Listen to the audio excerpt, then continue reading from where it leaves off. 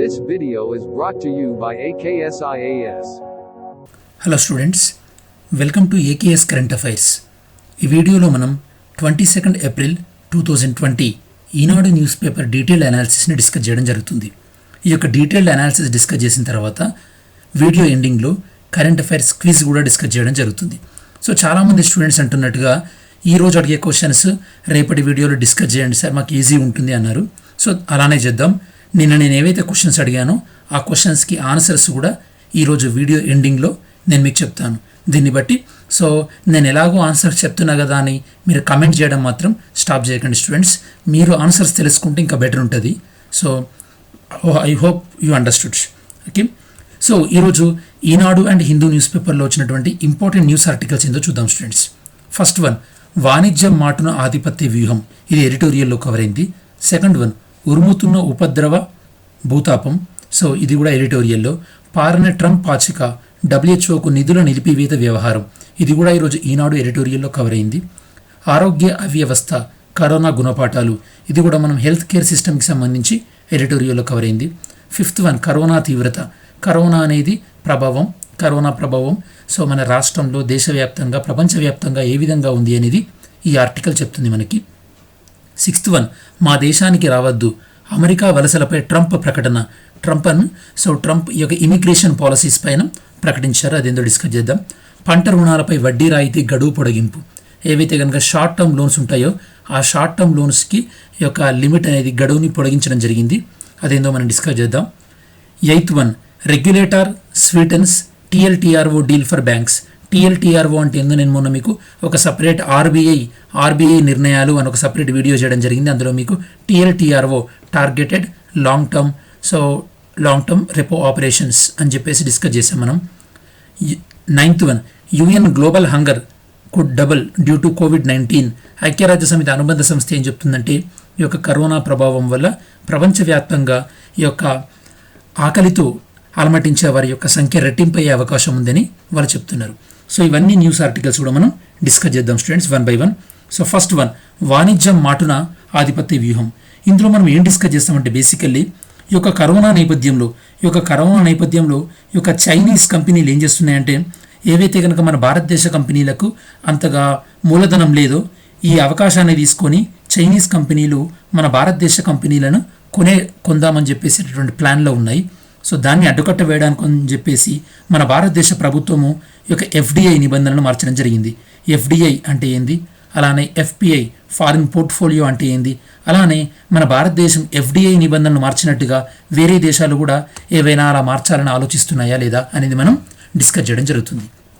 So మీరు ఈ స్లైడ్లో చూసినట్టయితే కనుక ఈ యొక్క కోవిడ్ వల్ల ఏమైందంటే మన భారతదేశంలోని కొన్ని కంపెనీలు మూలధనం సరిపోక, అంటే క్యాపిటల్ ఇన్వెస్ట్మెంట్ అనేది లేకపోవడం వల్ల కొన్ని కంపెనీస్ అనేవి ప్రాబ్లమ్ని ఫేస్ చేస్తున్నాయి. ఈ సమయాన్ని ఈ యొక్క ఆపర్చునిటిస్టిక్ని తీసుకొని భారతదేశ కంపెనీస్ని చైనా కంపెనీలు ఓవర్టేక్ చేయడానికి ట్రై చేస్తున్నాయి. సో ఇలాంటి ప్రయత్నంలో భాగంగానే ఏదైతే కనుక హెచ్డిఎఫ్సి బ్యాంకులో ఈ యొక్క పీపుల్ బ్యాంక్ ఆఫ్ చైనా దాని యొక్క షేర్స్ని పెంచుకునే ప్రయత్నం చేయడం జరిగింది.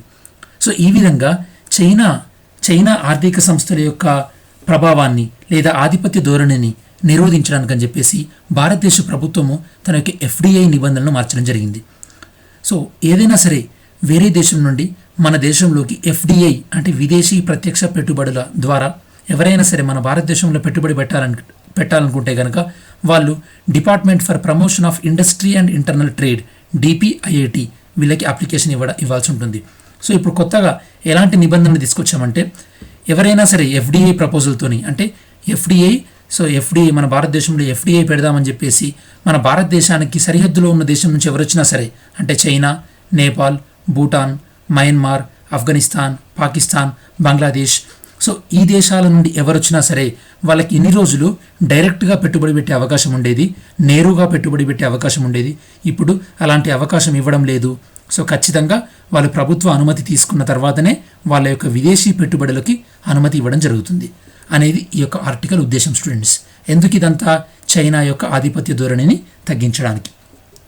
అసలు మనకు అర్థం కావాల్సింది విదేశీ పెట్టుబడులు అంటే విదేశాల నుండి పెట్టుబడి పెట్టే వాళ్ళు మన భారతదేశంలో రెండు విధాలుగా పెట్టుబడి పెడతారు స్టూడెంట్స్. పెట్టుబడి పెడతారు. మొదటి విధానం ఏంటంటే మన భారతదేశంలో ఉన్నటువంటి స్టాక్ ఎక్స్చేంజ్ ఉంటుంది కదా, అందులో షేర్స్ కొనడం ద్వారా పెట్టుబడి పెడతారు. దీన్ని మనం ఎఫ్పిఐ, ఫారిన్ పోర్ట్ఫోలియో ఇన్వెస్ట్మెంట్ అంటారు. అంటే ఫర్ ఎగ్జాంపుల్ మీరు అమెరికా స్టాక్ మార్కెట్లో షేర్స్ కొన్నారనుకోండి, అప్పుడు మీరు ఎఫ్పిఐ ఇన్వెస్టర్ అవుతారు. ఇంకో రకమైనటువంటి పెట్టుబడి ఉంటుంది. ఆ పెట్టుబడి ఏంటంటే విదేశీయులు మన భారతదేశంలో ఏదైనా ఒక కంపెనీలో 51% కన్నా షేర్ ఎక్కువ కొన్నారనుకోండి, 51% కన్నా ఎక్కువ షేర్ కొంటే, అంటే ఇప్పుడు యాజమాన్య హక్కులు ఎవరికి ఉంటాయి?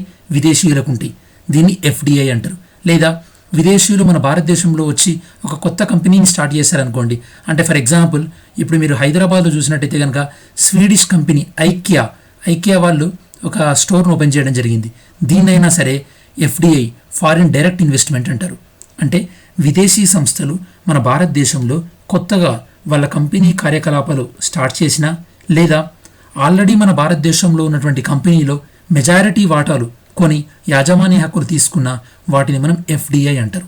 సో ఎఫ్డిఐ అనేది ఎక్కువ మనకి ఏంటంటే లాంగ్ టర్మ్ ఇన్వెస్ట్మెంట్స్ అన్నమాట.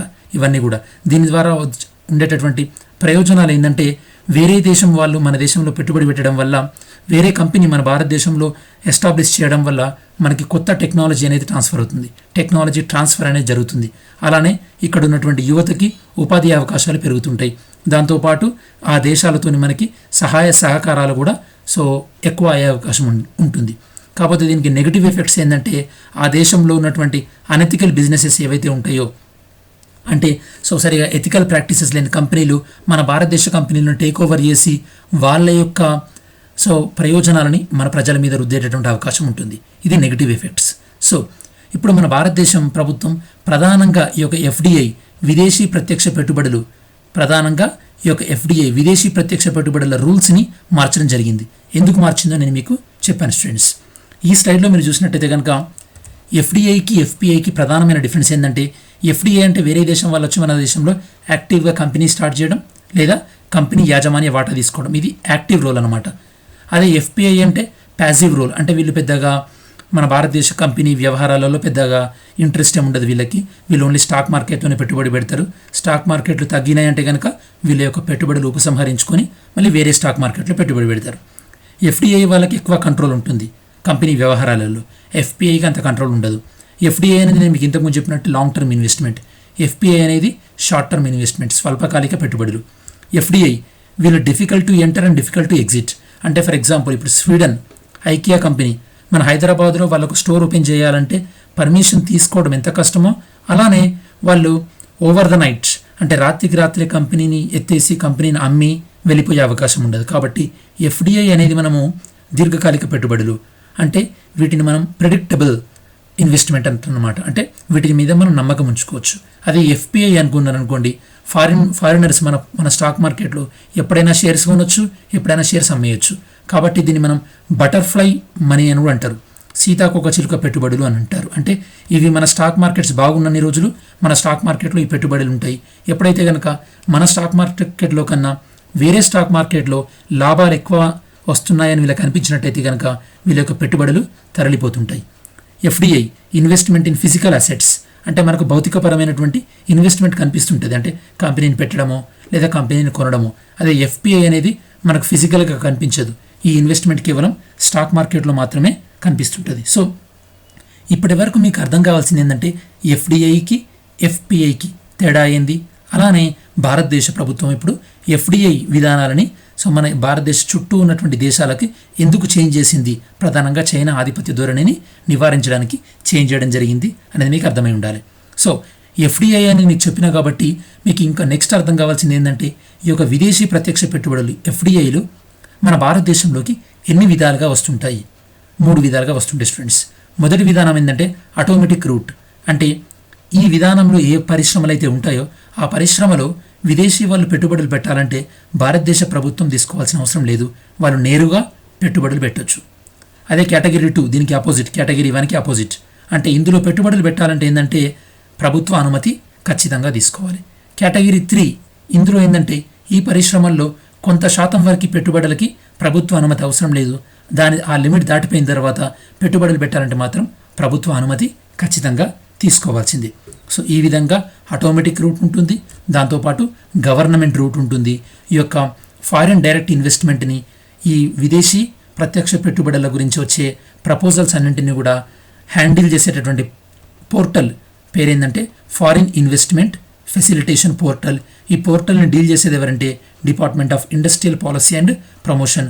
వీళ్ళు ఏ మంత్రిత్వ శాఖ కింద పనిచేస్తుంటారంటే వీళ్ళు ministry of commerce and trade, వాణిజ్య వ్యవహారాల శాఖ పరిధిలో పనిచేస్తుంటారు. సో ఈ యొక్క విదేశీ ప్రత్యక్ష పెట్టుబడులకు సంబంధించి ఇది ఈరోజు న్యూస్లో వచ్చినటువంటిది. విదేశీ ప్రత్యక్ష పెట్టుబడులకు సంబంధించి భారత్ ఇటీవల ఒక కీలక విధాన సవరణను ప్రకటించడం జరిగింది. దీని ప్రకారం సరిహద్దు దేశాల నుండి వచ్చేటటువంటి FDI ప్రతిపాదనలకు కేంద్ర ప్రభుత్వం అనుమతి తప్పనిసరి. నేను మీకు ఇప్పటివరకు చెప్పినట్టు ఇది ఏ దేశాలకు వర్తిస్తుందో కూడా చెప్పా. సో మన భారతదేశ ప్రభుత్వం యొక్క ప్రధానమైన లక్ష్యం ఏంది? భారతదేశ ప్రభుత్వం నిర్ణయం వెనుక ఉన్నటువంటి ప్రధానమైనటువంటి లక్ష్యం ఏంటంటే పెరుగుతున్నటువంటి చైనా యొక్క ప్రభావాన్ని తగ్గించడానికి లేదా చైనా యొక్క ప్రభావాన్ని భారత ఆర్థిక వ్యవస్థలో నియంత్రించడానికి ఈ నిర్ణయాన్ని తీసుకున్నారని చెప్పొచ్చు. అసలు మరి చైనా వాళ్ళ యొక్క ప్రభావం మన భారతదేశ ఆర్థిక వ్యవస్థలో ఏ విధంగా ఉంది? భారతదేశంలోని 18 అగ్రశ్రేణి అంకుర సంస్థలు, స్టార్టప్స్, నిన్నటి వీడియోలో మీకు స్టార్టప్స్ అంటే ఏంది, స్టార్టప్ ఇండియా అనేది డిస్కస్ చేయడం జరిగింది.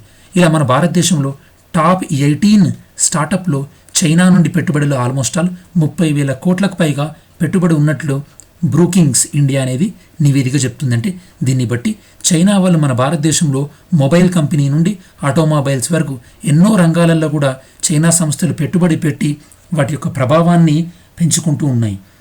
ఈ విధంగా చైనా ప్రభావాన్ని తగ్గించడానికి లేదా నియంత్రించడానికి భారతదేశం ఎలా అయితే కనుక FDI నిబంధనలలో సవరణం తీసుకొచ్చిందో అలానే ఇలా చైనా ఆధిపత్యాన్ని పసిగట్టినటువంటి జపాన్ కానీ, న్యూజిలాండ్ కానీ లేదా ఐరోపా దేశాలైనటువంటి స్పెయిన్, జర్మనీ దేశాలు కూడా ఈ యొక్క FDI నిబంధనలను సవరిస్తూ వెళ్తున్నాయి.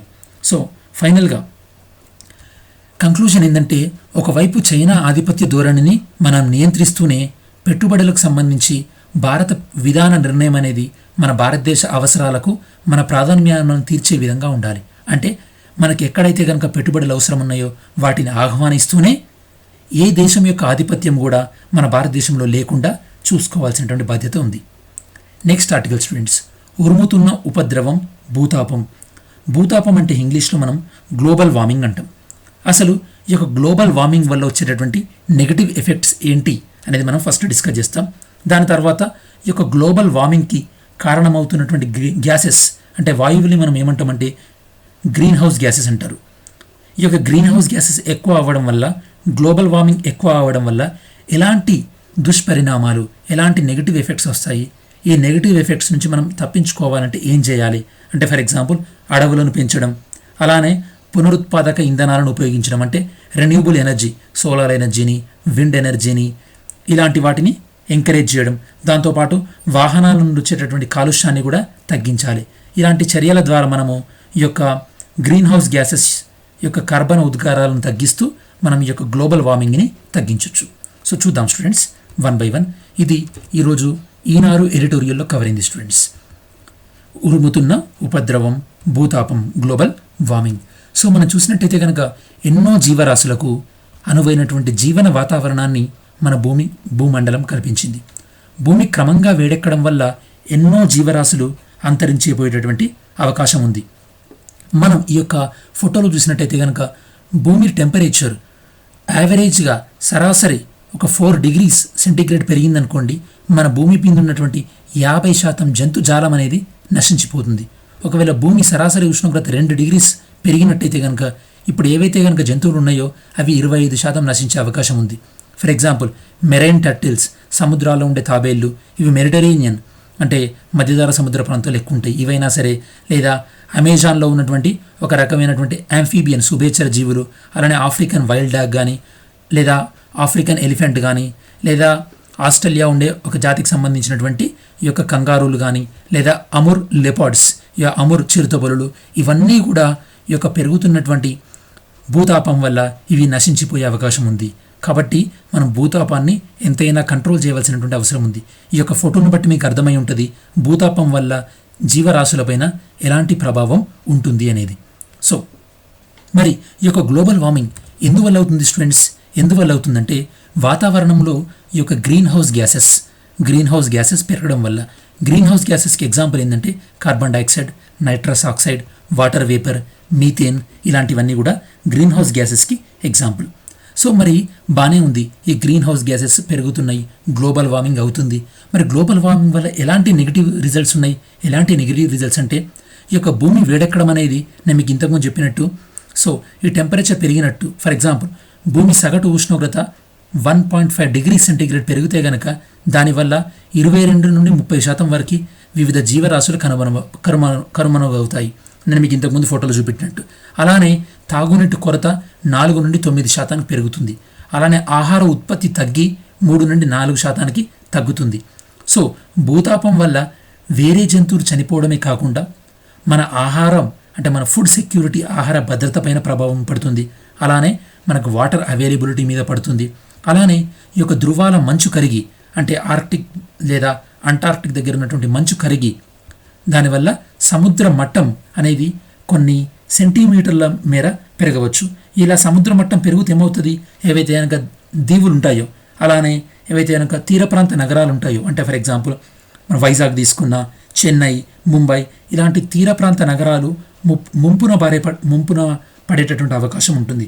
సో వీటన్నింటి ఫలితంగా అంటే ఇప్పుడు చెప్పినటువంటి గ్లోబల్ వార్మింగ్ జరగడం వల్ల ఏదైతే కనుక ఫుడ్ సెక్యూరిటీ, ఆహారం దెబ్బతింటుందో, అలానే నీటి కొరత వస్తుంది. దానితో పాటు ఈ యొక్క ధృవాలు కరిగి సో కొన్ని ప్రాంతాలు ముంపున పడే అవకాశం ఉంటుంది.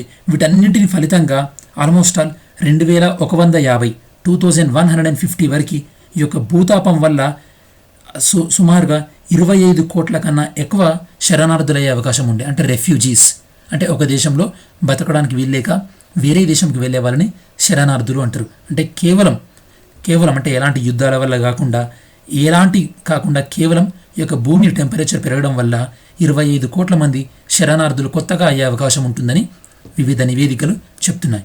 సో ఎప్పుడైతే కనుక ఇలా టెంపరేచర్ పెరిగిందో, ఈ ఫోటోలో మీరు చూస్తున్నారు స్టూడెంట్స్, ధృవాల దగ్గర టెంపరేచర్ పెరిగితే ఈ యొక్క ధృవ ప్రాంతాల్లో నివసించేటటువంటి జంతువుల వాటి యొక్క ఆవాసం అనేది దెబ్బతింటుంది. అంటే అవి నివసించే ప్రాంతాలు దెబ్బతిని అవి అంతరించిపోయే ప్రమాదం ఉంటుంది. అలానే భూతాపం పెరిగినప్పుడు కొన్ని రకాల వ్యాధులు కూడా విజృంభించే అవకాశం ఉంటుంది, కొన్ని వ్యాధులు పెరిగే అవకాశం ఉంటుంది.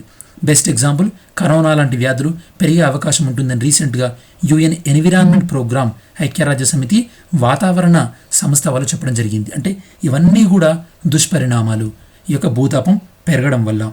మరి భూతాపం పెరగకుండా ఉండాలంటే మనం ఏం చేయాలి స్టూడెంట్స్? ఏం చేయాలంటే అడవుల విస్తీర్ణాన్ని పెంచాలి. ఇప్పుడు మనం తెలంగాణలో తీసుకుంటే కనుక హరితహారం అనే ప్రోగ్రాం ఉంది. ఆంధ్రప్రదేశ్లో ఏం ప్రోగ్రామ్ ఉందో నాకు ఐడియా లేదు. ఏమైనా ప్రోగ్రామ్ అంటే అడవులు పెంచే ప్రోగ్రామ్, మొక్కలు నాటే ప్రోగ్రామ్ ఏమైనా ఉంటే కామెంట్ చేయండి. సో ఈ యొక్క అడవుల తగ్గడం వల్ల ఈ యొక్క అడవుల తరుగుదల 24% కర్బన ఉద్గారాలకు కారణమవుతుంది. అంటే అడవులు తగ్గడం వల్ల వాతావరణంలో ఈ యొక్క కార్బన్ ఎమిషన్స్ అనేవి 24% పెరుగుతుంది. కాబట్టి ఏ దేశంలోనైనా సరే అడవులు సమతుల్యాన్ని మనం కాపాడుకోవాల్సినటువంటి అవసరం ఎంతైనా ఉంది. పర్యావరణ సమతుల్యానికి ఏ దేశంలోనైనా సరే ఆ దేశంలో విస్తీర్ణంలో 3వ వంతు అంటే 1/3 ఏరియాలో అడవులు ఉండాలి. ప్రపంచ సరాసరి అడవుల విస్తీర్ణం 30.6%, అంటే ప్రపంచం మొత్తం భూమిలో 30% అడవులు ఉన్నాయి. అదే మన భారతదేశంలో తీసుకుంటే కనుక ఈ యొక్క అడవుల శాతం అనేది 24.56% మాత్రమే ఉంది. అంటే మన భారతదేశంలో ఈ యొక్క అడవుల విస్తీర్ణాన్ని పెంచవలసినటువంటి అవసరం ఎంతైనా ఉంది. కాబట్టి మనం చాలా ఎక్కువ మొత్తంలో చెట్ల పెంపకాన్ని చేపట్టడం ద్వారా ఈ యొక్క అడవులను కాపాడుకోవాల్సినటువంటి బాధ్యత మనపైన ఎంతైనా ఉంది. దాంతోపాటు ఈ యొక్క చెట్ల పెంపకాన్ని ఉద్యమంగా చేపట్టాల్సి, ప్రజల్లో విస్తృతంగా దీన్ని తీసుకెళ్లవలసి ఉంటుంది. మనం ఇప్పుడు మన భారతదేశ ప్రభుత్వం రీసెంట్గా విడుదల చేసినటువంటి Indian state of forest report ప్రకారం, ఇది 2019లో వచ్చిన స్టూడెంట్స్ రిపోర్ట్, దీని ప్రకారం మన భారతదేశంలో మొత్తం ఈ యొక్క అడవుల విస్తీర్ణం అనేది 80.73 మిలియన్ హెక్టార్లలో ఉంది. 80.73 మిలియన్ హెక్టార్లలో ఉంది స్టూడెంట్స్. ఓకే, సో మన భారతదేశ విస్తీర్ణంలో అడవులు 24.56% మేర ఉన్నాయి.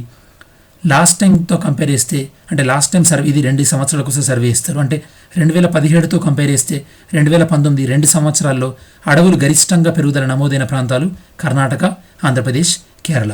ఇవి మన కాంపిటేటివ్ ఎగ్జామినేషన్ పాయింట్ ఆఫ్ వ్యూలో చాలా ఇంపార్టెంట్. అలానే మన భారతదేశంలో విస్తీర్ణ పరంగా ఏ రాష్ట్రంలో అడవులు ఎక్కువ ఉన్నాయంటే మధ్యప్రదేశ్లో, అరుణాచల్ ప్రదేశ్లో, ఛత్తీస్గఢ్లో. ఈ రాష్ట్రాలలో విస్తీర్ణ పరంగా అడవులు ఎక్కువ ఉన్నాయి students. This data is very very important.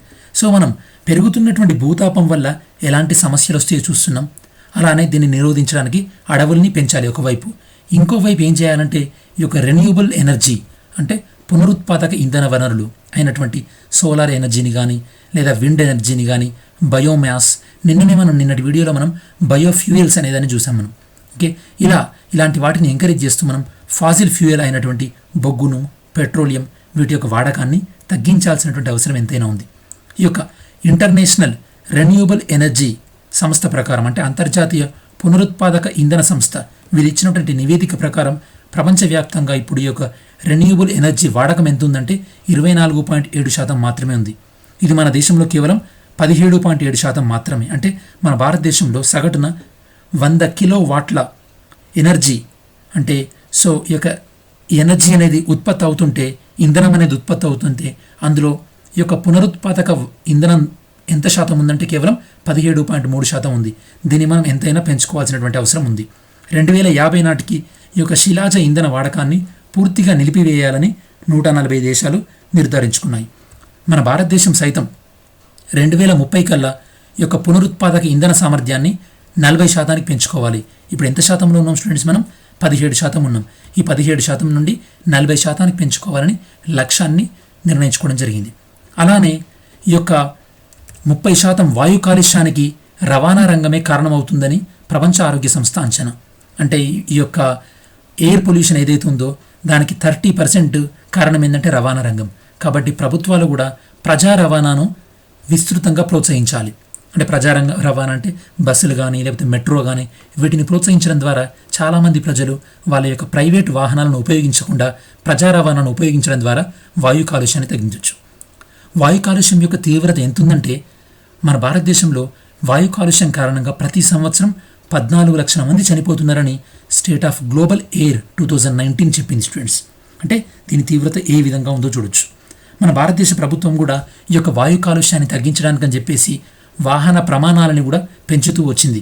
మనం 2000లో చూసుకుంటే కనుక 2000లో చూసుకుంటే కనుక మనం భారత్ స్టేజ్ 1లో ఉండేవాళ్ళం. 2005లో భారత్ స్టేజ్ BS2, 2010లో భారత్ స్టేజ్ 3, 2017లో భారత్ స్టేజ్ 4 అండ్ 2020 ఈ సంవత్సరం నుంచి మనం BS6 ప్రమాణాలను కూడా తీసుకొచ్చాం. BS6 ప్రమాణాలు మీకు ఐడియా ఉంటుంది. BS6 ప్రమాణాలు వస్తున్నాయని చెప్పేసి మొన్నటి వరకు పాత స్టాక్ అన్నీ కూడా డిస్కౌంట్ మీద కూడా కొన్ని కార్స్ కానీ బైక్స్ కానీ అమ్మడం జరిగింది. ఈ BS4, BS6 ఇవన్నీ ప్రమాణాలు ఏంటంటే ఈ యొక్క మనం BS4 నుండి BS6కి మనము అప్గ్రేడ్ అయినప్పుడు ఏంటంటే ఈ యొక్క వెహికల్ నుంచి వచ్చేటటువంటి సల్ఫర్ కానీ నైట్రస్ ఆక్సైడ్ కానీ దాని లెడ్ ఇలాంటి పొల్యూషన్ యొక్క క్వాంటిటీ అనేది తగ్గుతుంది. నేను మీకు ఇదివరకు కూడా ఆల్రెడీ ఈ యొక్క BS ప్రమాణాల గురించి చెప్పాను స్టూడెంట్స్. ఈ యొక్క BS ప్రమాణాలను పాటించడం వల్ల మనం గాలిలో ఉన్నటువంటి కాలుష్యాన్ని తగ్గించవచ్చు. అసలు మరి గాలిలో ఉన్నటువంటి కాలుష్యాన్ని ఎలా కొలుస్తారు? గాలిలో ఉన్నటువంటి కాలుష్యాన్ని అంటే ఎయిర్ పొల్యూషన్ని కొలిచేయడానికి మనం సఫర్ అనే విధానాన్ని ఫాలో అవుతాం.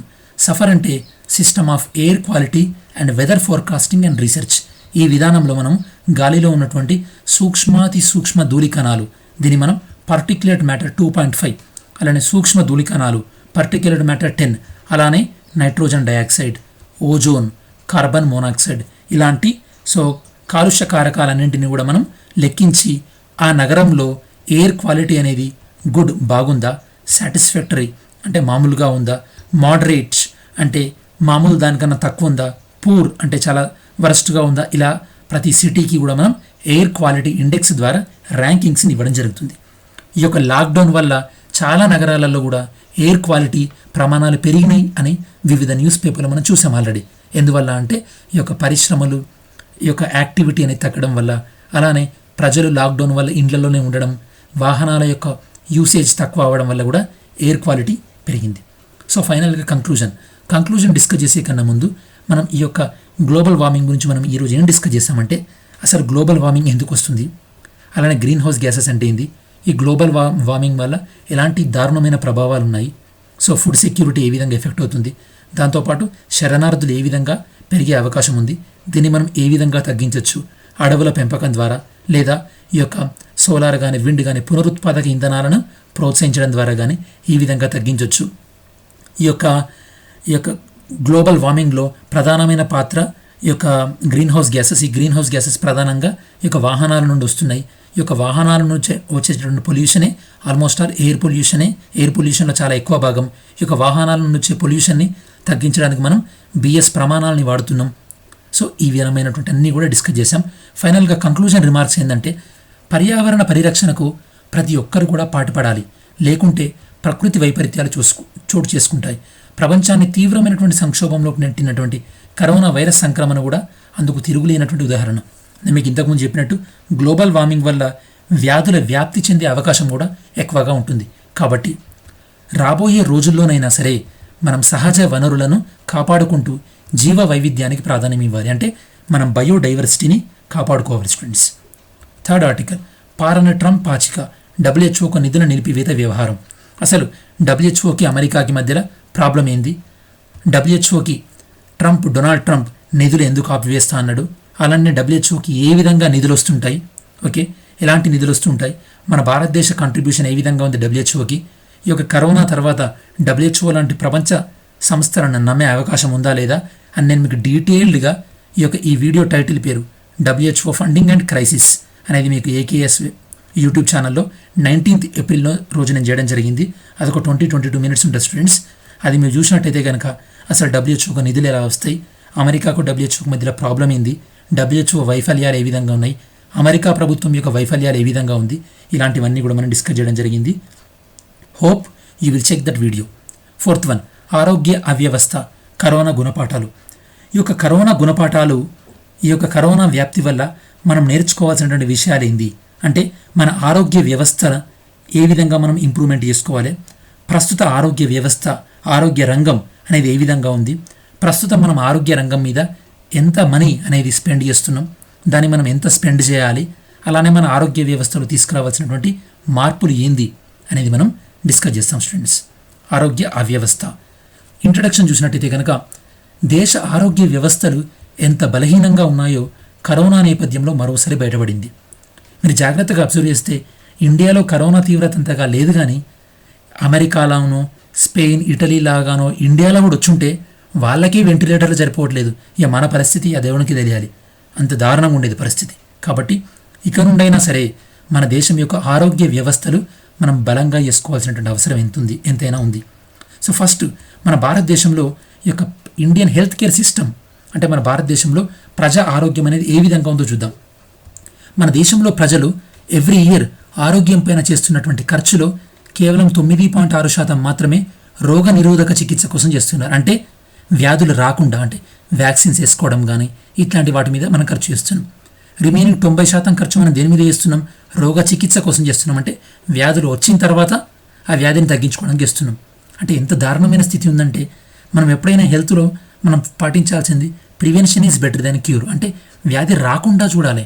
అలా వ్యాధి రాకుండా చూడడానికి కేవలం మనం 9.6% మాత్రమే ఖర్చు చేస్తున్నాం. కాబట్టి ఇక నుండైనా సరే ప్రభుత్వాలు ముందు జాగ్రత్తగా వ్యాధులు రాకుండా చూడాలి, అంతేగాని వ్యాధులు వచ్చిన తర్వాత దాని గురించి ఖర్చు చేయడం అనేది వృధా ప్రయాస అవుతుంది. దాంతోపాటు ఇలాంటి తప్పనిసరి వైద్య ఖర్చులు పెరిగిపోవడం వల్ల చాలామంది ప్రజలు క్రమక్రమంగా ఈ యొక్క దారిద్ర్య రేఖ దిగువకు జారిపోతున్నారు. అంటే పావర్టీ లైన్ కిందికి వెళ్ళిపోతున్నారు. మీరే అర్థం చేసుకుంటూ స్టూడెంట్స్, ఒక మధ్యతరగతి కుటుంబంలో ఏదైనా ఒక ఆరోగ్యపరమైనటువంటి సమస్య వస్తే వాళ్ళ యొక్క ఇన్కమ్ ఏ విధంగా తగ్గుద్ది, వాళ్ళ సేవింగ్స్ ఏ విధంగా తగ్గుతాయో మీకు తెలిసి ఉండాలి. అలానే ప్రభుత్వాలు ప్రకటించేటటువంటి ఆరోగ్య బడ్జెట్లో కేవలం 30% మాత్రమే ప్రాథమిక చికిత్స అంటే ప్రైమరీ ట్రీట్మెంట్ కోసం ప్రైమరీ హెల్త్ కేర్లో వినియోగిస్తున్నారు. రిమైనింగ్ మొత్తం కూడా ప్రైమరీ హెల్త్ కేర్లో వినియోగించట్లేదు. యాక్చువల్లీ మనం ప్రైమరీ హెల్త్ కేర్ సిస్టమ్ని బాగా చేయాలి. అంటే మన ఊర్లలో పిహెచ్సి ఉంటుంది కదా స్టూడెంట్స్, ప్రైమరీ హెల్త్ సెంటర్ అనేది, దాన్ని బాగు చేస్తే కనుక ప్రజలు ప్రైవేటు హాస్పిటల్లోకి వెళ్ళలేని స్తోమత లేని వాళ్ళు కూడా ఇందులోకి వస్తారు. కాకపోతే మన ఊర్లలో ఈ యొక్క పిహెచ్సి ఎంత దారుణంగా ఉంటుందో మీకు తెలుసు. దాని పెద్ద ఫండింగ్ ఉండదు, అందులో ఎక్స్రే మిషన్ ఉండదు, ఒక ల్యాబ్ ఉండదు, ఏముండదు. సో ఇంకొక సమస్య, మన దేశంలో కేవలం 27% మాత్రమే ఆరోగ్య బీమా ఉంది. ఆరోగ్య బీమా లేకపోతే ఏమవుతుంది? ఏమైనా మనకు అత్యవసరమైన ప్రాబ్లం వచ్చినప్పుడు మనకు బీమా లేకపోతే మన చేతిలో నుండే ఖర్చు పెట్టుకోవాల్సినటువంటి అవసరం వస్తుంది. అలానే ప్రపంచ ఆరోగ్య సంస్థ లెక్కల ప్రకారం భారత్లో కేవలం 46.9 కోట్ల మందికి మాత్రమే అత్యవసర మందులు అందుబాటులో లేవు. అంటే మన భారతదేశంలో 47 కోట్ల మందికి అత్యవసర మందులు అందుబాటులో లేవు. అంటే వీళ్ళు కొనలేనటువంటి సామర్థ్యం ఉంది అన్నమాట వీళ్ళకి. ఏదైనా క్యాన్సర్ కానీ ఇలాంటివి. సో ఆరోగ్యం కోసం దేశంలో దిగువ మధ్యతరగతి కుటుంబాలు పెట్టే ఖర్చులు దాదాపు 70% మందుల కోసమే వ్యయం అవుతుంది. అంటే ఒక పర్సన్కి 100 రూపాయలు ఖర్చు అయితే హాస్పిటల్కి వెళ్ళినప్పుడు 70 రూపాయల వరకు మందులకే ఖర్చు అవుతుంది. ఈ ఖర్చును అధిగమించాలంటే ప్రతి వ్యక్తికి కూడా ఆరోగ్య బీమా ఉండాలి. సో ఇన్ని సమస్యలు ఉన్నటువంటి మన భారతదేశ ఆరోగ్య రంగం ఎవ్రీ ఇయర్ కూడా 16 నుండి 17% అభివృద్ధి చెందుతూ 2022 నాటికి మన భారతదేశ ఆరోగ్య రంగం అనేది 8.6 లక్షల కోట్ల స్థాయికి చేరుతుందని నిపుణులు అంచనా వేస్తున్నారు. దాంతోపాటు మన దేశ వైద్య రంగం 2000 నుంచి 2019 మధ్యకాలంలో ఆల్మోస్ట్ ఆల్ $234 కోట్ల డాలర్ల విదేశీ పెట్టుబడులను ఆకర్షించగలిగింది. అంటే మన భారతదేశ ఆరోగ్య రంగం యొక్క ప్రాస్పెక్టస్, దీనికి ఫ్యూచర్లో మంచి స్కోప్ ఉంది.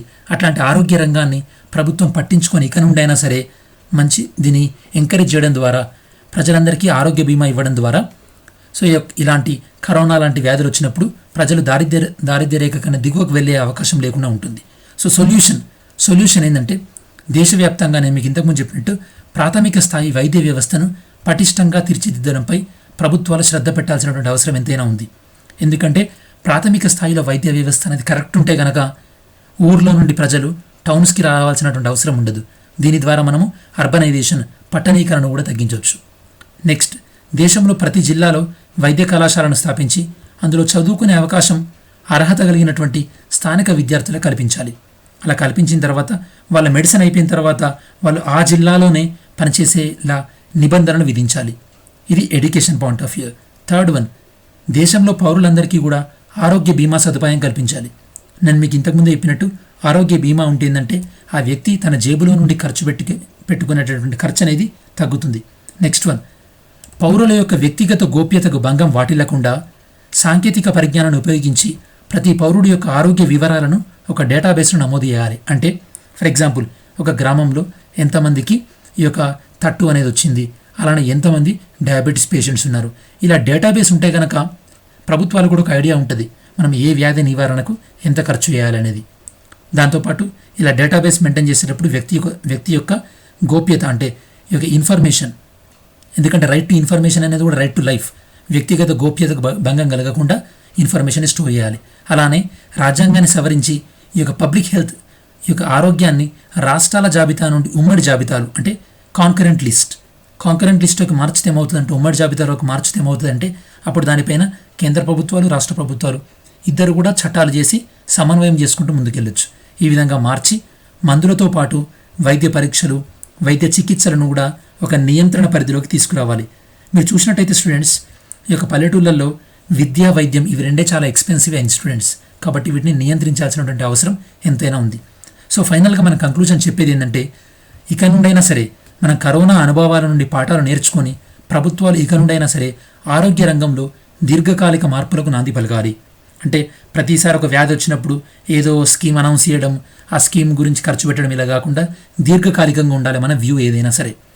ఈ పాయింట్ ఆఫ్ వ్యూలో మనం ఆయుష్మాన్ భారత్ ప్రోగ్రామ్ను ఒకసారి డిస్కస్ చేద్దాం. ఆయుష్మాన్ భారత్ ప్రోగ్రామ్ను 2018లో లాంచ్ చేశారు స్టూడెంట్స్. ఇందులో 2 కాంపోనెంట్స్ ఉంటాయి. అందులో ఒకటి ప్రధానమంత్రి జన్ ఆరోగ్య యోజన, అంటే ఇందులో ఇన్సూరెన్స్ అనేది ఇస్తారు. Next health and wellness centre, ఇందులో ఈ ప్రాథమిక ఆరోగ్య కేంద్రాలని ఎక్కువ సంఖ్యలో పెంచుతుంటారన్నమాట. ఈ యొక్క ప్రధానమంత్రి జన్ ఆరోగ్య యోజనలో భాగంగా ప్రతి ఫ్యామిలీకి కూడా 5 లక్షల ఇన్సూరెన్స్ ఇవ్వడం జరుగుతుంది. ఈ యొక్క 5 లక్షల ఇన్సూరెన్స్ వల్ల దేశంలో ఆల్మోస్ట్ ఆల్ 10 కోట్ల కుటుంబాలు కవర్ అవుతాయి. దీని ద్వారా ఒక 50 కోట్ల మంది లబ్ధిదారులు దీనివల్ల లబ్ధి పొందే అవకాశం ఉంటుందని ఈ యొక్క కేంద్ర ప్రభుత్వం ఆలోచిస్తుంది.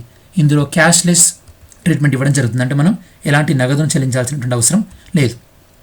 కాకపోతే మన తెలుగు రాష్ట్రాల్లో ఉన్నటువంటి ఆరోగ్యశ్రీ, ఆంధ్రప్రదేశ్ ఆరోగ్యశ్రీ కానీ, తెలంగాణ ఆరోగ్యశ్రీ కానీ, ఈ ఆరోగ్యశ్రీతో కంపేర్ చేసినప్పుడు ఈ ఆయుష్మాన్ భారత్ అంత పెద్ద ఎఫెక్టివ్గా లేదు. కాబట్టి మన రాష్ట్రాలలో ఈ యొక్క ఆరోగ్యశ్రీ పథకాన్ని మనం ఇంప్లిమెంట్ చేస్తున్నాం compare to Ayushman Bharat. Next one, corona తీవ్రత. ప్రపంచవ్యాప్తంగా కరోనా వ్యాధి ఏ విధంగా ఉంది, ఇండియాలో ఏ విధంగా ఉంది, తెలంగాణలో ఏ విధంగా ఉంది, ఆంధ్రప్రదేశ్లో ఏ విధంగా ఉందో చూద్దాం. సో ఈ యొక్క ఉత్తర కొరియా అధ్యక్షుడు కిమ్ కూడా ఇతను ఆరోగ్యం బాగాలేదు, బ్రెయిన్ డెడ్ అయ్యారు అన్నటువంటి వార్తలు వస్తున్నాయి. సో భారతదేశ వ్యాప్తంగా ఆల్మోస్ట్ 19,000 మంది ఈ యొక్క కరోనా బారిన పడ్డారని, ప్రపంచవ్యాప్తంగా కరోనా వల్ల మరణించిన వాళ్ళు 1,74,000 మంది, ఇండియాలో 603, తెలంగాణలో 23, ఆంధ్రప్రదేశ్లో 22 కరోనా వల్ల చనిపోయిన వాళ్ళు. సో దేశంలో కరోనా కేసుల సంఖ్య ఆల్మోస్ట్ ఆల్ 19,000కి చేరువైంది. అయితే గుడ్ న్యూస్ ఏంటంటే ఈ యొక్క కరోనా నుంచి కోలుకుంటున్న ఎవరైతే ఉన్నారో రికవరీ రేట్ అది 17.17% పెరిగింది. ఇంతకుముందు ఎంతుండే 11% ఉంది. అంటే 100 మంది కరోనా వస్తే ఇంతకుముందు ఎంతమంది కోలుకునేవాళ్ళు? 11 మెంబర్స్ కోలుకునేవాళ్ళు. ఇప్పుడు 17 మెంబర్స్కి ఈ యొక్క రికవరీ రేట్ అనేది పెరిగింది. ఈ విధంగా కరోనా వల్ల ఉండేటువంటి మరణాల రేటు కూడా తగ్గింది. ఇదివరకు మరణాల రేటు 3.26% ఉండేది, ఇప్పుడు 3.17% తగ్గింది. నెక్స్ట్ ఆర్టికల్ స్టూడెంట్స్, మా దేశానికి రావద్దు, అమెరికా వలసలపై ట్రంప్ ప్రకటన. ట్రంప్ ఏం చేస్తున్నాడంటే మా దేశానికి మేము ఇమిగ్రేషన్ మేము తాత్కాలికంగా అడ్డుకుంటున్నామని ట్రంప్ ప్రకటించాడు. సో అమెరికా పౌరుల ఉద్యోగాలను పరిరక్షించేందుకని చెప్పి దాంతోపాటు దేశంపై కరోనా వైరస్ చేస్తున్నటువంటి దాడిని ఎదుర్కోవడానికి అన్ని రకాల వలసలను తాత్కాలికంగా రద్దు చేయాలని నిర్ణయం తీసుకున్నట్టు డొనాల్డ్ ట్రంప్ వెల్లడించారు. కాకపోతే ఈ నిర్ణయానికి సంబంధించి ప్రాపర్ ఉత్తర్వులు ఎలాంటివి కూడా ఇంతవరకు విడుదల కాలేదు. దీనివల్ల మన భారతదేశ ప్రభుత్వం మీద ఏ విధంగా ఉంటుంది? మీరు సివిల్ సర్వీస్ సిలబస్లో చూసినట్టయితే కనుక effect of policies of developed and developing nations on Indian diaspora అని ఒక లైన్ ఉంటుందంటే అభివృద్ధి చెందుతున్న దేశాల యొక్క విధి విధానాల వల్ల మన భారతీయులకు ఏ విధమైనటువంటి ఎఫెక్ట్ ఉంటుంది. మనం అమెరికా తీసుకున్నట్టయితే కనుక అమెరికాలో ఎక్కువ మన భారతదేశం నుండి వైట్ కాలర్ జాబ్స్ ఎక్కువ ఉంటాయి స్టూడెంట్స్. అంటే ఉన్నతమైనటువంటి జాబ్స్, ఈ సాఫ్ట్వేర్ ఇట్లాంటి చేసే పీపుల్ని వైట్ కాలర్డ్ ఎంప్లాయీస్ అంటారు. అదే తక్కువ వేతనాలు ఉండే జాబులు ఏమంటారంటే బ్లూ కాలర్డ్ జాబ్స్ అంటారు. ఈ యొక్క బ్లూ కాలర్డ్ ఎంప్లాయీస్ ఎక్కువ మన భారతదేశం నుండి సౌదీ అరేబియా ఈ యొక్క గల్ఫ్ దేశాల్లో ఉంటారు. సో అమెరికా ఈ యొక్క వీసాల పాలసీ చేంజ్ చేసినప్పుడు మన భారతదేశం నుండి ఎవరైతే కనుక ఐటీ నిపుణులు ఉన్నారో వీళ్ళు అమెరికాలో H1B వీసా మీద ఉన్నారు. సో వీళ్ళు కలవరానికి గురవుతున్నారు. H1B వీసా అనేది నాన్ ఇమిగ్రెంట్ అంటే వలసేతర వీసా అయినప్పటికీ కూడా ట్రంప్ భవిష్యత్తులో వలసేతర వలసేతర వీసాలను కూడా లక్ష్యం చేసుకునే అవకాశాలు ఉన్నాయని సంకేతాలు ఉన్నాయి. సో ఎందుకంటే కరోనా సంక్షోభం వల్ల అమెరికాలో ఆల్మోస్ట్ ఆల్ 2.2 కోట్ల మంది అమెరికన్లు ఉద్యోగాలు కోల్పోయారు. ఈ సమయంలో ఇంకొక విషయం మీరు గుర్తుపెట్టుకోవాలి, అమెరికాలో ఎలక్షన్స్ రాబోతున్నాయి స్టూడెంట్స్. ఇప్పుడు ఎలక్షన్లో ట్రంప్ తన పీపుల్ని ఇంప్రెస్ చేయాలంటే ఏం చేయాలి?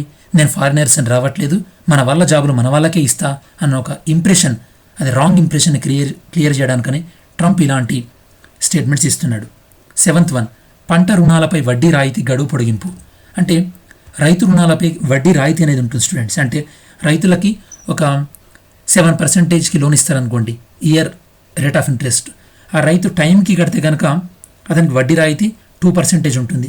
ఆ టైంకి కట్టినందుకు ఆ 2% మీద మళ్ళీ అడిషనల్గా 3% కూడా వడ్డీ రాయితీ ఉంటుంది. వీటిని ఏంటంటే ఇంట్రెస్ట్ సబ్వెన్షన్ స్కీమ్ అంటారు. అంటే బ్యాంకుల్లో ఏ రైతు అయితే కనుక స్వల్పకాలిక పంట రుణాలు తీసుకుంటాడో, జనరల్గా స్వల్పకాలిక రుణాలు అంటే 12 months నుంచి 15 months లోపే ఉంటాయి. బ్యాంకుల్లో స్వల్పకాలిక రుణాలు తీసుకునే రైతులకు ఇస్తున్నటువంటి 2% వడ్డీ రాయితీని, అలానే నిర్ణీత గడువులోపు కట్టి రుణాలను చెల్లిస్తున్నటువంటి రైతులకు ఇచ్చేటటువంటి 3% అదనపు ఆర్థిక ప్రోత్సాహాన్ని 2020 మే 31 వరకు కొనసాగించాలని ఆర్బీఐ నిర్ణయించింది. అంటే ఇదివరకు ఈ డెడ్ లైన్ లేదు, సో ముందే కట్టాలి. కాకపోతే ఇప్పుడు ఈ కరోనా లాక్డౌన్ వల్ల చాలామంది బ్యాంకులకు వచ్చి ఈ యొక్క వాళ్ళ లోన్ క్లియర్ చేయలేరు కాబట్టి వాళ్ళకి డెడ్ లైన్ పొడిగించింది. లాక్డౌన్ కారణంగా రైతులు బ్యాంకులకు వెళ్ళి తమ రుణాలు చెల్లించలేని పరిస్థితి ఉండడం వల్ల ఈ నిర్ణయం తీసుకున్నట్టు ఆర్బీఐ ప్రకటించింది. మీకు అర్థం కావాల్సింది, రైతులకు రుణం వడ్డీ పైన రుణ రాయితీని 2% ఇస్తున్నారు. రైతు అయితే కనుక ఒకవేళ రైతు ప్రాపర్గా చెల్లిస్తే ఆ 2%తో పాటు అడిషనల్గా 3% కూడా వడ్డీ మీద రాయితీ ఇచ్చే అవకాశం ఉంటుంది. సో ఇప్పుడు ఇది ఆర్బీఐ సర్క్యులర్, ఆర్బీఐ దీన్ని విడుదల చేయడం జరిగింది. ఇది ప్రైవేట్ బ్యాంకులకి, పబ్లిక్ బ్యాంకులకు కూడా వర్తిస్తుంది స్టూడెంట్స్. సో యాక్చువల్లీ మార్చి 1 లోపు కట్టాల్సిన రైతులు వీళ్ళందరికీ కూడా ఇప్పుడు మే 31 వరకు కూడా గడువు ఇవ్వడం జరిగింది, ఎందుకంటే కరోనా నేపథ్యంలో. 8th one, regulator sweetens TLTRO deal for banks lending to NBFCs. TLTRO అంటే targeted lending rates and repo rate operations అంటారు స్టూడెంట్స్. సో ఈ యొక్క targeted long term repo rate operations TLTRO అంటే ఏంది అంటే బేసికల్లీ ఆర్బీఐ అనేది కొంత మట్టుకు నిధుల్ని బ్యాంకులకు ఇస్తుంటుంది. ఈ బ్యాంకులకు ఇచ్చేటప్పుడు కేవలం రెపో రేట్ మాత్రమే ఇంట్రెస్ట్ తీసుకుంటుంది. అంటే తక్కువ రేట్ ఆఫ్ ఇంట్రెస్ట్కి ఎక్కువ రోజులు ఇస్తుంటుంది అనమాట.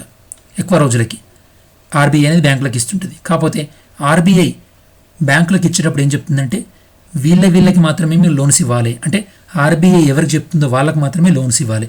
దీన్నే మనం targeted long term repo operations అంటారు. దీన్ని నేను మీకు ఈ వీడియోలో ఎక్స్ప్లెయిన్ చేశాను. RBI instruction to Boost economy అనే ఒక వీడియో చేశాను 18th ఏప్రిల్ రోజు. ఆ రోజు నేను మీకు ఆర్బీఐ తీసుకున్నటువంటి కీలక నిర్ణయాలన్నింటినీ కూడా తెలుగులో ఎక్స్ప్లెయిన్ చేశాను. అదొక 20-25 నిమిషాలు ఉంటుంది. మీరు జాగ్రత్తగా చూడండి. అది చూస్తే మీకు అసలు డైలీ న్యూస్ పేపర్లో ఆర్బీఐ గురించి వచ్చేటటువంటి చాలా ఇన్ఫర్మేషన్ కూడా మీకు ఈజీగా అర్థమవుతుంది స్టూడెంట్స్. 9th వన్, ఐక్యరాజ్య సమితి ఒక భాగం. వీళ్ళు ఏం చెప్తున్నారంటే ఐక్యరాజ్య సమితి అనుబంధ సంస్థ. వీళ్ళు ఏం చెప్తున్నారంటే ఈ యొక్క కరోనా వల్ల ప్రపంచవ్యాప్తంగా ఆకలితో సతమతమై అయ్యే వాళ్ళ సంఖ్య రెట్టింపు కానుంది అని వీళ్ళు చెప్తున్నటువంటి సంస్థ పేరేందంటే United Nations World Food Programme. వీళ్ళు చెప్తున్నారు స్టూడెంట్స్, కరోనా వల్ల ఆకలితో అలమటించే వాళ్ళ సంఖ్య రెట్టింపు కానుంది అని వీళ్ళు చెప్తున్నారు.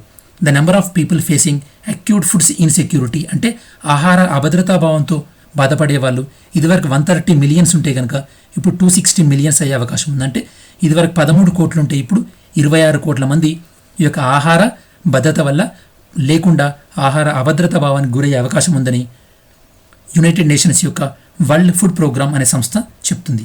మరి వరల్డ్ ఫుడ్ ప్రోగ్రామ్స్ అనే సంస్థ దేని గురించి ఎక్కువ అధ్యయనం చేస్తుందంటే హంగర్ ఆకలి, అలానే ఆహార భద్రత, అలానే మానవ సహాయం హ్యుమానిటేరియన్ మెజర్స్ ఇవన్నీ కూడా చేస్తుంది. దీనికి హెడ్ క్వార్టర్ రోమ్, ఇటలీ. ఫుడ్కు సంబంధించినటువంటి ప్రపంచ స్థాయి సంస్థలన్నిటి యొక్క హెడ్ క్వార్టర్ కూడా రోమ్లోనే ఉంటుంది స్టూడెంట్స్. దీని యొక్క హెడ్ ఎవరంటే ఇప్పుడు డేవిడ్ బేస్లే. దీన్ని స్థాపించింది 1961. దీన్ని స్థాపించింది ఎవరంటే food and agriculture organisation FAO. దాంతోపాటు యుఎన్ జనరల్ అసెంబ్లీ, ఐక్యరాజ్య సమితి యొక్క జనరల్ అసెంబ్లీ. ఈ food and agriculture organisation FAO వీళ్ళు ఏం చేస్తుంటారంటే ప్రపంచవ్యాప్తంగా ఆహార ఉత్పత్తిని ఏ విధంగా పెంచాలి, అలానే ఈ యొక్క పోషక విలువలను ఏ విధంగా పెంచాలి అని ఈ యొక్క సంస్థ రీసెర్చ్ చేస్తుంటుంది. దీని హెడ్ క్వార్టర్ కూడా రోమ్లోనే ఉంది, ఇటలీ. దీని హెడ్ ఎవరంటే క్యూ డాంగ్యూ. దీన్ని ఎస్టాబ్లిష్ చేసింది 1945. కెనడాలో దీన్ని ఎస్టాబ్లిష్ చేశారు. ఈ విధంగా ఈరోజు కవర్ అయినటువంటి ఇంపార్టెంట్ న్యూస్ అన్ని కూడా డిస్కస్ చేయడం జరిగింది. నేను మీకు వీడియో స్టార్టింగ్లోనే ప్రామిస్ చేసినట్టు నిన్నటి క్విజ్ ఈరోజు డిస్కస్ చేస్తాం, ఈరోజు క్విజ్ రేపటి డిస్కస్ చేస్తాం స్టూడెంట్స్. నేను ఎలాగో ఆన్సర్ చెప్తా రేపు కదా అని చెప్పేసి ఈరోజు క్విజ్ ఆన్సర్ చేయకుండా ఉండకండి, మీరు ఆన్సర్ చేయండి. ఓకే, నిన్నటి క్విజ్ మనం క్వశ్చన్ చూస్తే కనుక startup India scheme supervised by which department of Indian government? భారతదేశంలో ఏ డిపార్ట్మెంట్ స్టార్టప్ ఇండియా స్కీమ్ని సూపర్వైజ్ చేస్తారు? ఎవరంటే department for promotion of industry and internal trade. వీళ్ళు ఏ మంత్రిత్వ శాఖ పరిధిలో పనిచేస్తారంటే ministry of commerce and industry. Next one, through which reforms British government started conducting Indian civil service examination in India? అంటే ఇండియన్ సివిల్ సర్వీస్ ఎగ్జామినేషన్ని బ్రిటన్తో పాటు ఇండియాలో కూడా కండక్ట్ చేయడం అనేది ఏ సంస్కరణ ద్వారా తీసుకురావడం జరిగిందంటే మాంటెక్యూమ్స్ ఫర్ రిఫార్మ్స్ 1919. ఇది ఎందుకు నేను అడిగానంటే నిన్న సివిల్ సర్వెంట్స్ డే కాబట్టి. Third one, plasma without fibrinogen. ఈ యొక్క ఫైబ్రినోజన్ అనేది ఈ యొక్క మనకు రక్తం గడ్డగట్టడంలో ఉపయోగపడుతుంది. ఈ ఫైబ్రినోజన్ ప్రోటీన్ని మనం ప్లాస్మాలో నుంచి తీసేస్తే కనుక అప్పుడు మన ప్లాస్మాని ఏమంటామంటే సిరం అని అంటారు. ఇది నేను మీకు ఎందుకు ఎక్స్ప్లెయిన్ చేశానంటే నిన్న మీకు ప్లాస్మా థెరపీ అని చెప్పాను.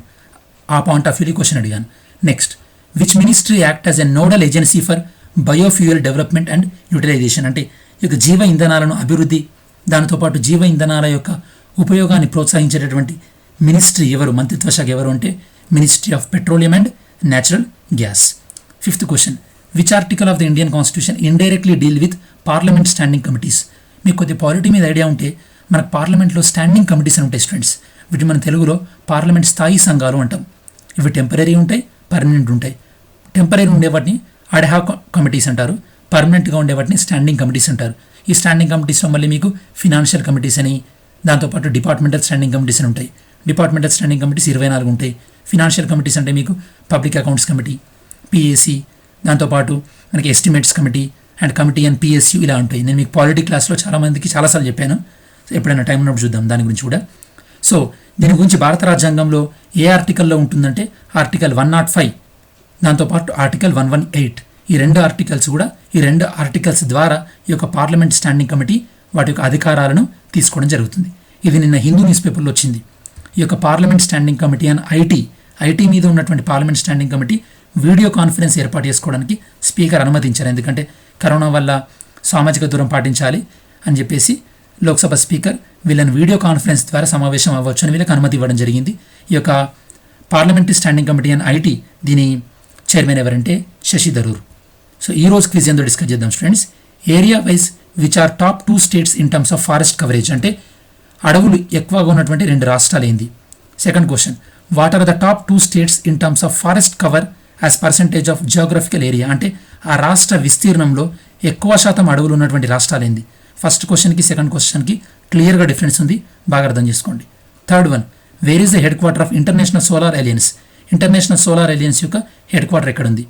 In which year China occupied Tibet, China టిబెట్ని ఎప్పుడు ఆక్యుపై చేసింది. Fifth one, as a part of telephonic survey on COVID-19 citizens will get a call from which number, అంటే COVID-19 గురించి సర్వే చేయడానికని కేంద్ర ప్రభుత్వం ఒక నెంబర్ని అనౌన్స్ చేసింది. ఆ నెంబర్ నుంచి మీకు కాల్ వస్తుంది. ఆ కాల్లో కొన్ని క్వశ్చన్స్ అడుగుతారు, మీరు ఆన్సర్ చేయాల్సి ఉంటుంది. అదే నెంబర్ నుంచి. దాంతోపాటు ఈ సర్వేని నిర్వహించేది ఎవరు. Sixth one, who is the third Indian American appointed as a member of America's prestigious science board, అమెరికాలో చాలా ప్రతిష్టాత్మకమైనటువంటి సైన్స్ బోర్డుకి నామినేట్ అయినటువంటి 3వ ఇండో అమెరికన్ ఎవరు. ఈ క్వశ్చన్స్కి మీరు ఆన్సర్ కామెంట్ చేయండి స్టూడెంట్స్. మీరు ఆన్సర్స్ కామెంట్ చేస్తేనే నేను రేపు ఆన్సర్ డిస్కస్ చేస్తాను. ఎందుకంటే చాలామంది స్టూడెంట్స్ టీజీగా ఉంటారు, ఎలాగో సార్ రేపు ఆన్సర్స్ చెప్తారు కదా అని తెలుసుకోవడానికి ట్రై చేయరు. సో మీరు అలా చేస్తే కనుక నేను మీకు ఆన్సర్స్ రేపు చెప్పాను. కాబట్టి మీ అంతటి మీరు ఆన్సర్స్ రైట్ అయినా రాంగ్ అయినా సెర్చ్ చేసి కమెంట్ చేయండి, రేపు రైట్ ఆన్సర్స్ ఏందో నేను చెప్తాను.